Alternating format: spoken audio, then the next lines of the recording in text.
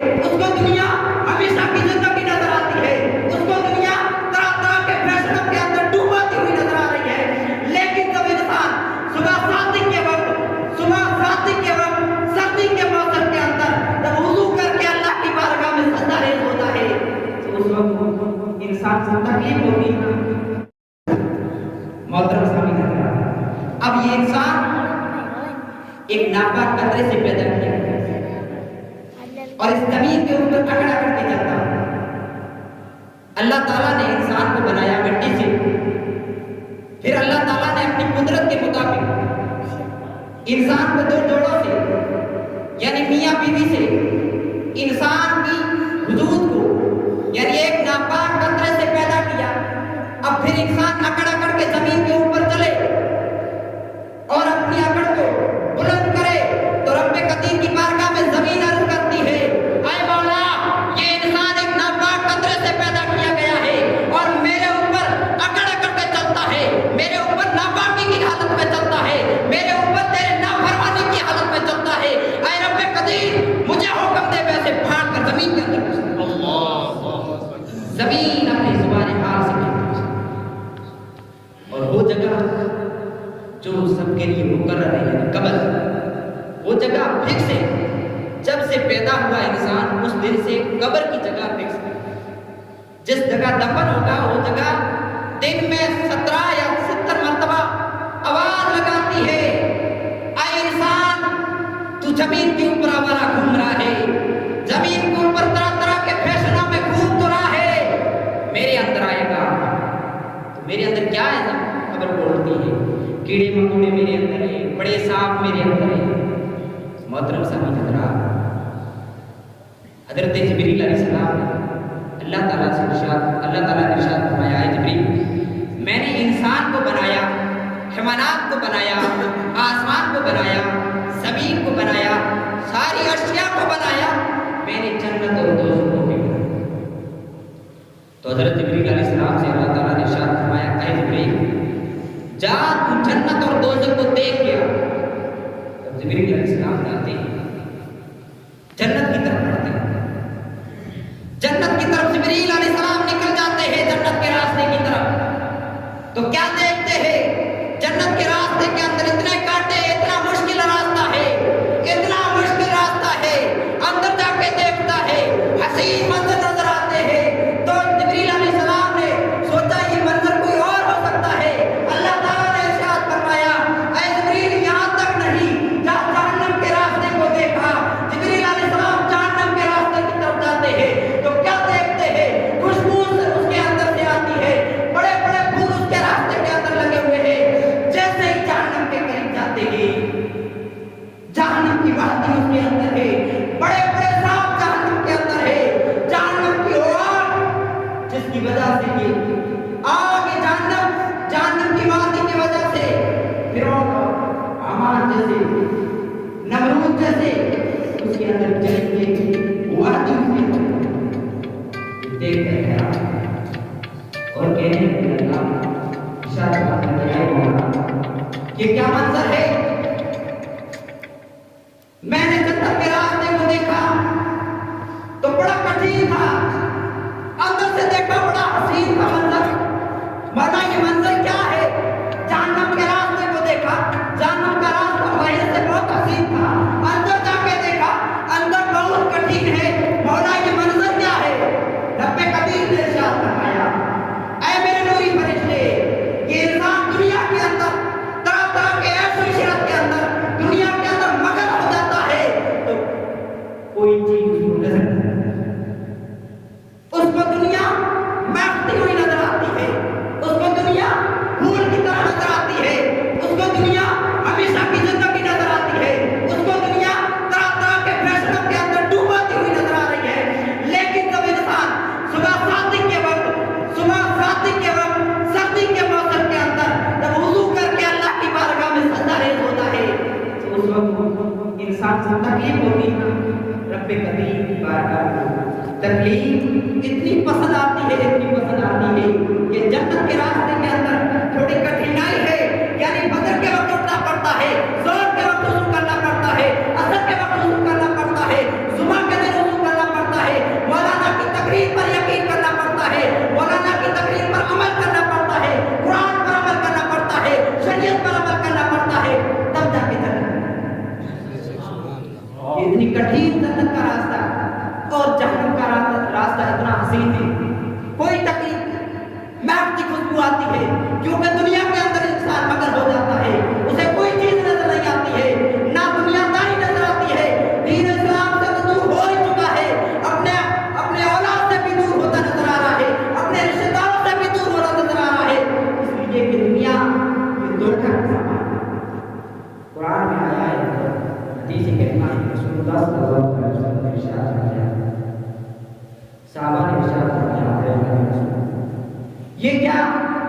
دنیا اچھی چیز نہیں. اللہ کے رسول نے ارشاد فرمایا کہ دنیا مردہ بکری سے بھی بدتر ہے, مچھر کے پر سے بھی بدتر ہے. صحابہ نے عرض کی مولا یہ اللہ کے رسول سے ارشاد فرمایا ہے اللہ کے رسول یہ کیا مطلب ہے, کیوں یہ بدتر ہے دنیا؟ تو کہا اگر یہ دنیا حسین ہوتی, اگر یہ دنیا مہتی ہوتی تو رب قدیر اس کا ذکر, لیکن دنیا چند لمحہ ہے پھر انسان سے مگر کیوں؟ کیا تجھے قبر کے حوالے نہیں ہونا؟ قبر کی دیواریں جب آپس میں مل جاتی ہے, ادھر کی پچھلیاں ادھر ہو جاتی ہیں, ادھر کی پچھلیاں ادھر. اس دن کو یاد کرنا کہ قبر کے پہلے سوال کا کیا جواب دوں گا, دوسرے سوال کا کیا جواب دوں گا, تیسرے سوال کا کیا جواب دوں گا. میں اسی دنیا کے اندر گھومتا رہوں گا, کیا ایسو عشرت کے اندر گھومتا رہوں گا, کیا موج مستی کے اندر گھومتا رہوں گا, کیا بازاروں کی گلیوں کے اندر میں گھومتا رہوں گا؟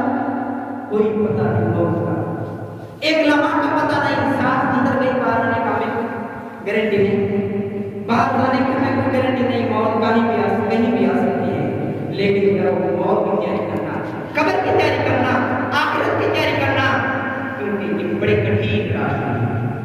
یہ دنیا ہمیشہ والی دنیا آگے ہے. جو ہمارے رشتے دار چلے گئے ہمیں گورن بتائیں کہ آگے والی دنیا کیسی کتنی کٹھین ہے.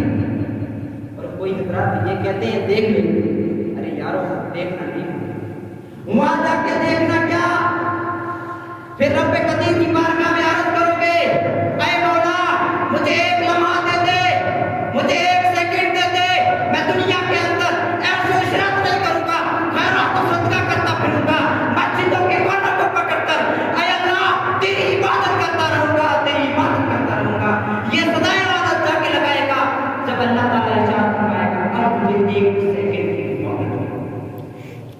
اس دن کو یاد کرنا جب موت کا فرشتہ اچھا تھا, موت کا فرشتہ آتا ہے انسان کے قریب تو انسان کسی اور کو نہیں دیکھتا ہے, اس کی طرف آنکھ پھٹی ہوئی لگی رہتی ہے کہ موت کا فرشتہ آ چکا ہے. نہیں وہ بولتا ہے, نہیں کسی کی طرف اشارہ کرتا ہے, اس کی نظر صرف فرشتے پر پڑی ہے, فرشتے کو دیکھتا ہے انسان. جب موت آتی ہے نا تو فرشتوں کو دیکھتا ہے انسان, دیکھ کر اس کی آنکھ پھٹی ہوئی کھڑی رہتی ہے. اور فرشتہ روح قبض کرنا. ایک بادشاہ تھا, اس نے جنت کا ایک محل بنایا, بڑا محل بنایا جنت کا. کیوں بنایا؟ کیوں اس کے پاس ایک نیک آدمی آیا اور کہا بادشاہ تو اتنی عیش و عشرت کے اندر, تیرے پاس اتنی دھن دولت مال ہے, تم اللہ کی بارگاہ میں سجدہ ہو کے دیکھ اللہ کیا دے. تو کہا اللہ کیا دے گا مجھے؟ جنت دے گا. جنت کیسی ہے کہ جنت سونے اور چاندی سے بنی ہوئی ہے, اس کے اندر خوشبو ہے, مہکتی خوشبو آ رہی ہے, پھول ہے, طرح طرح کے جو مانگو گے وہاں ملے گا.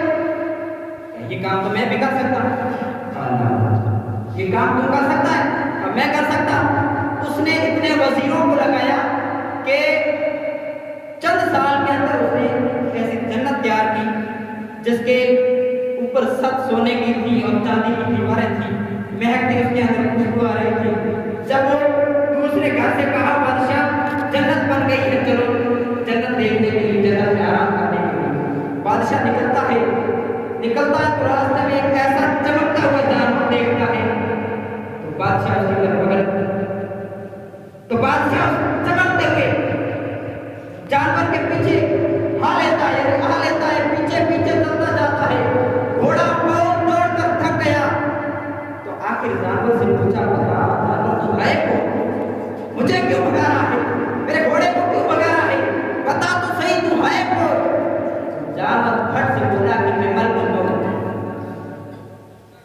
تو اس کی زمین پاؤں سے کسی نہ سن ہو گئی اور کہنے لگا اے اللہ کے نور فرشتے, تو ملک الموت تو ہے, مجھے ایک سیکنڈ کے لیے, ایک لمحہ کے لیے مہلت دے دے, میں میری جنت کے اندر جا کے آؤں. کہا رب قدیر کا حکم ہے, پروردگار عالم کا حکم ہے, ایک لمحہ کا, ایک سیکنڈ کا, ایک سانس کی بھی مدد دے. اس وقت لوگ یہ دھن دولت مال اور زیادہ مکان گاڑیاں یہی کہیں رہ جائے گی، وہ ساتھ میں نہیں چلے گا۔